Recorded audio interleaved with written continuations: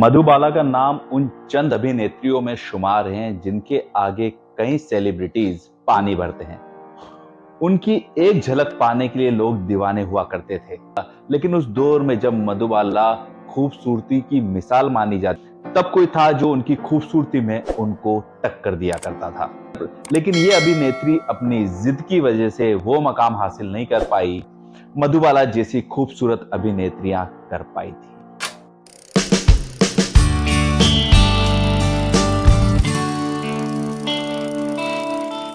है दोस्तों, मैं हूं रवि कपूर जो आपके लिए लेकर आता है बॉलीवुड के सुने अनसुने किस्से। वैसे तो बॉलीवुड में कई सारी खूबसूरत हसीनाएं आई, सभी ने बॉलीवुड पे राज भी किया, लेकिन कुछ बदनसीब एक्ट्रेस को वो मकाम हासिल नहीं हुआ जो उन्हें हासिल होना चाहिए था, और इसकी वजह कोई और नहीं वो बल्कि खुद बनी। आज पुरानी कैसेट में हम बात कर रहे हैं एक ऐसी अभिनेत्री की जिसकी खूबसूरती पर लोग कायल थे और उनको मधुबाला से भी ज्यादा खूबसूरत कहा जाता था। ये 50 का वो दौर था जब उन्होंने चंद फिल्मों में ही बॉलीवुड में ऐसा नाम कमा लिया था कि लोग उनके दीवाने हो गए थे। जी हाँ, हम बात कर रहे हैं निगार सुल्ताना की। निगार सुल्ताना यानी मुगले आजम की बहार बेगम। और मुगले आजम ही वही फिल्म बनी थी जहां पर कई लोग निगार को मधुबाला से भी ज्यादा खूबसूरत कहा करते थे। और यही वजह थी कि उस दौर में मुगले आजम के डायरेक्टर के आसिफ ने अपनी पत्नी को छोड़ निगार के साथ शादी कर ली थी।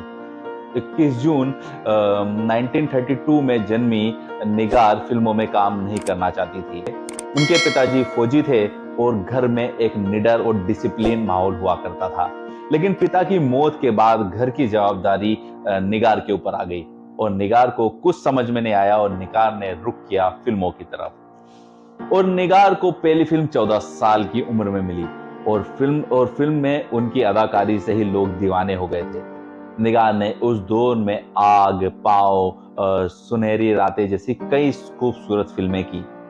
लेकिन निगार की लाइफ में बदलाव आया उस दौर की सबसे बड़ी फिल्म मुगले आजम से, जिसमें दिलीप कुमार, पृथ्वीराज कपूर, मधुबाला, खुद निगार सुल्ताना इस फिल्म में काम कर रही थी।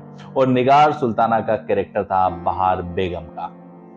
जब निगार को यह फिल्म मिली तो निगार के पति हुसैन उनको यह फिल्म नहीं करने देना चाहते थे, क्योंकि वो जानते थे कि आसिफ काफी रंगीन मिजाजी हैं और उन्हें डर था कि कहीं उनकी पत्नी उनके हाथ से ना निकल जाए। इसलिए कई बार हुसैन और निगार के बीच में डिस्प्यूट भी हुए, पर निगार जानती थी कि ये उनके करियर की सबसे बड़ी फिल्म हो सकती है और उनसे उनका करियर बदल सकता है। इसलिए निगार ने हुसैन के अगेंस्ट जाकर इस फिल्म को किया।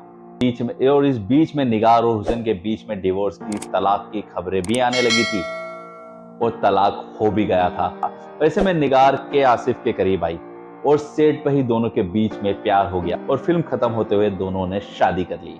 अब हुसैन को जिस बात से डर था वही उनकी जिंदगी में हो चुका था, लेकिन के आसिफ ठहरे रंगीन मिजाजी। उन्होंने कुछ ही दिनों के बाद दिलीप कुमार की बहन अख्तर से दूसरी शादी कर ली और उन्होंने निगार को डिवोर्स भी नहीं दिया था। इस बात से निगार का दिल टूट गया, पर निगार भी काफी जिद्दी थी। उन्होंने के आसिफ को नहीं छोड़ा और उन्हें कोर्ट के चक्कर खिलवाती रही। बस ऐसे में निगार इतनी जिद्दी बनी कि उनका करियर बेट सा गया था। उन्हें फिल्म मिलना बंद हो गई और उनकी धीरे धीरे माली हालत भी खराब होती गई। लोग कहते हैं कि निगार इतनी जिद्दी हो गई थी कि उनका अंत भी बुरा हुआ। सूत्रों की माने तो निगार ने अपने अंतिम दौरों में अपना घर का फर्नीचर बेच के एक छोटी सी दुकान चला के अपनी गुजर बसर की थी। लोग कहते हैं कि उन्होंने अपनी जिद में ही अपनी जिंदगी बर्बाद कर दी। अगर वो के आसिफ से लड़ाई नहीं करती तो शायद आज उनकी जिंदगी कुछ और होती। तो कई बार आप जिंदगी में जो चाहते हैं वो आप हासिल तो करते हैं, लेकिन कई बार एक जिद उस चीज को तबाह कर देती है। कुछ यही कहानी निगार सुल्ताना की थी। लेकिन निगार सुल्ताना का, बहार बेगम का कैरेक्टर आज भी लोग सराहते हैं। जब भी मुगले आजम देखी जाती है, जितनी मधुबाला, दिलीप कुमार, पृथ्वीराज कपूर को अप्रिशिएट किया जाता है, उतना ही कैरेक्टर निगार सुल्ताना यानी बहार बेगम को भी किया जाता है। निगार सुल्ताना आज भी लोगों के दिलों में जिंदा है। तो पुरानी कैसेट में आपको निगार सुल्ताना की ये कहानी कैसी लगी, आप हमें कमेंट बॉक्स में लिखकर बताएं। आप ये कहानी अपने दोस्तों के साथ शेयर करें और हमें सब्सक्राइब करें। अगर आपको हमारा चैनल पसंद आ रहा है तो आप हमें मोटिवेशन देने के लिए हमारे थैंक्स बटन को भी क्लिक कर सकते हैं और देखते रहिए पुरानी कैसेट।